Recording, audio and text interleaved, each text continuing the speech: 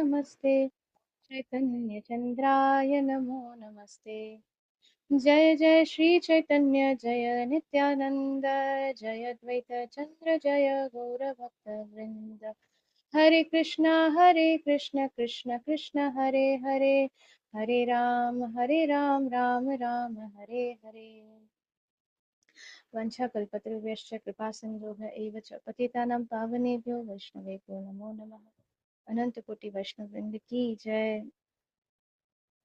So we are reading from the 16th chapter now from the book Teachings of Lord Caitanya, and we were reading this paragraph yesterday. I would like to read the same paragraph once again and then we'll continue. In Srimad Bhagavatam 10.14.4, it is clearly said that one who engages in spiritual life to understand things as they are, but who lacks all intention of engaging in Krishna consciousness, simply achieves trouble for his undertaking. In Srimad Bhagavatam, it is clearly said that one who engages in spiritual life to understand things as they are, but who lacks the intention of engaging in Krishna consciousness, simply achieves trouble for his undertaking. There is no substance to his life.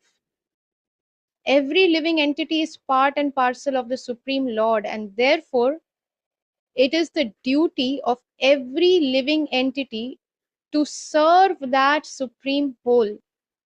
Without such service, the living entity falls into material contamination. So, engaging in spiritual life, doing spiritual activities, some spiritual activities, cultivating knowledge, and other meditational methods. But if someone is engaged in such spiritual activities, but they do not have any intention to engage themselves in Krishna consciousness, that is devotional service, then what will happen is they will simply achieve trouble for such undertaking, for such activities.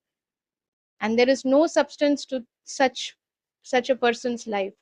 Although they may be doing some spiritual activities, they are engaged in spiritual life, but if their intention is not to engage in Krishna consciousness.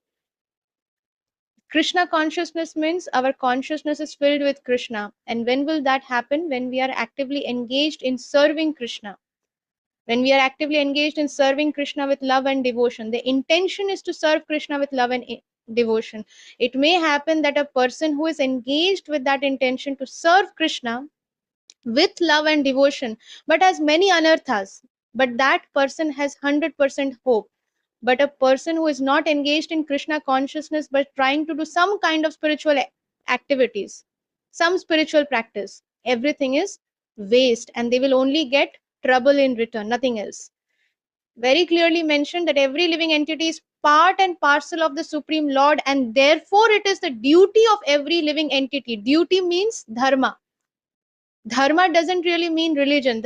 Religion is just an English word given because it is very difficult to get a direct translation for it. But Srila Prabhupada says that is duty.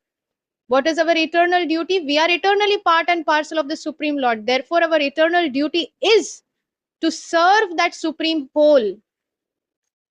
If somebody waters the leaves of the plant and does not water the roots of the plant, what will happen? The plant will eventually die off, dry off and die. So similarly for the living entity also, if the living entity tries to water all the different parts of the plant in his life but does not water the roots, which is the actual connection, that is the Supreme Lord, and does not engage in serving the Supreme Lord, then what happens? Everything else becomes a waste. Without such service, the living entity falls into material contamination. Lord Sri Chaitanya Mahaprabhu concluded his teachings to Sri Sanatan Goswami by pointing out that The six kinds of Atmarams or transcendentalists engage in some kind of devotional service to Krishna. So there are six kinds of Atmarams, transcendentalists, and they engage in some kind of devotional service to Krishna. In other words, at some time or another, all the different kinds of transcendentalists ultimately come to understand the necessity of rendering devotional service to Krishna. And then they become fully Krishna conscious. Even if one is very learned or extravagant, he can still engage in the devotional service of the Lord. Somebody is very learned, knows all the shastras, knows all the purports, knows all the shlokas, everything, very extravagant, but still he can engage in the devotional service of the Lord. Doesn't mean that just because somebody is very learned doesn't have to engage in the devotional service of the Lord. No, this is the basic requirement. This is the basic requirement. This is the requirement in the middle of the journey. This is the ultimate requirement. This is the ultimate destination. This is what we want to do even in the spiritual world. So if we don't practice it, we will never go back to the spiritual world. The six kinds of transcendentalists are the neophyte transcendentalist, the absorbed transcendentalist, third is one who is situated in transcendence, fourth, one who desires liberation, fifth is one who is actually liberated, and sixth, one who is engaged in the activities in his constitutional position. All of these are Atmarams. Atmaram. So there is a neophyte transcendentalist. They are neophytes, they are beginners, they are new, but they want to go in the spiritual path. They want to transcend this material realm. Then there is the absorbed transcendentalist. So somebody absorbed in meditation or cultivation of knowledge, dhyan yoga, gyan yoga, karma yoga, ashtanga yoga. Then one who is situated in transcendence, they are already situated in that Zen. Beyond that, one who desires liberation, understanding that there is beyond this, so now they desire liberation. One who is actually liberated, they are already liberated, they are not affected by the material realm and the material miseries. Like there is example of Srila Shukdev Goswami, the four Kumars. The four Kumars, they were already liberated, but they got attracted to Krishna. And one who is engaged in the activities in his constitutional position, understanding that what is the constitutional position, we are part and parcel of Krishna. What is our eternal duty? To serve that supreme whole. We are part and parcel. So there is the total absolute truth is there, of which we are part and parcel. Therefore our duty is to serve that supreme whole. Just like the hands, legs, eyes, we have all these different parts in our body. Now if the hands say that, oh, we are working the whole day, and whatever food we get, that food goes inside the mouth and everything goes to the stomach. If the legs start saying that, okay, we are walking the whole day to go to the office or go here and do the work, and everything goes to the stomach. If the eyes start saying that we are the ones who are actually directing you in the direction, why is everything going to the stomach? So they all decide that now we will not send any food to the stomach. What will happen? If the stomach doesn't get food, the nutrients, the energy, it is the powerhouse which generates the power. That power will not go to the different parts of the body, and ultimately what will happen, the hands, legs, eyes, everything will become weak and they will not be able to do any activity.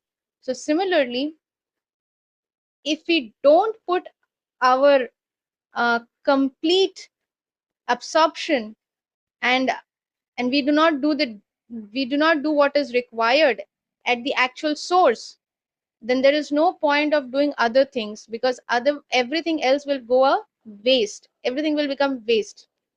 So therefore, supreme, we are part of that supreme. If we do not offer everything there, if we do not serve the supreme Lord, the supreme whole, then what will happen? We are part and parcel, but we will dry up, and there will be no power that we will get, no energy left. So this repetition will go on, and we will keep suffering. When a person becomes an Atmaram or a great thinker in Krishna consciousness, he fully engages in devotional service. So at once, when somebody realizes their constitutional position, I'm part and parcel of that Supreme Lord, and therefore my duty, my dharma is to serve the Supreme Lord with love and devotion, not just for the sake of it. Ki chalo, theek hai, let's do this. No, that is our only duty, and that is what we want to do with our complete love and complete devotion. Because we are in the material world, therefore there are so many other things. Therefore, we dovetail everything towards that supreme absolute truth. Therefore, we dovetail everything to the service of Krishna. And therefore, we accept only those activities which are favorable in Krishna consciousness, and we should reject all the activities that are unfavorable to Krishna consciousness. This is how we can make the best bargain in the worst situation. Being in the material world is the worst situation, but the best deal or the best way to deal with it, best bargain, is we give our everything to Krishna. We serve Krishna by doing all the activities that we are supposed to do here. So therefore, understanding this, he fully engages in devotional service. According to the grammatical rules, there are many kinds of Atmarams, but one sense of this word Atmaram is sufficient to represent the others. In the collective sense, all the Atmarams are inclined to worship the Supreme Lord Krishna. So there are, in grammatical rules, there can be many kinds of Atmarams, but one essence or one sense of this word is sufficient to represent all the other Atmarams. Basically, they are all inclined towards on the higher path, and therefore when they come to that point successfully, then they realize that the ultimate purpose is to connect and to serve Krishna. So therefore they all get attracted to Krishna, and then they all start um, they all get engaged in devotional service to Krishna. So here, in the collective sense, all the Atmarams are inclined to worship the Supreme Lord Krishna. So we'll pause here for today, and Krishna willing, we continue reading from here tomorrow. Thank you very much, dear devotees, for your association. Vanchakalpatrubhyascha kripa sindhubhya eva cha patitanam pavanebhyo vaishnavebhyo namo namah. अनंत कोटि वैष्णव वृंद की जय। जगत गुरु श्रील प्रभुपाद की जय। श्री श्रीमद श्रील जय पताका स्वामी गुरु महाराज की जय। निताई गौर प्रेमानंदे। हरि हरि हरि हरि बोल। श्री श्याम करुणामय माता जी की जय। हरि बोल। गुरु महाराज की जय।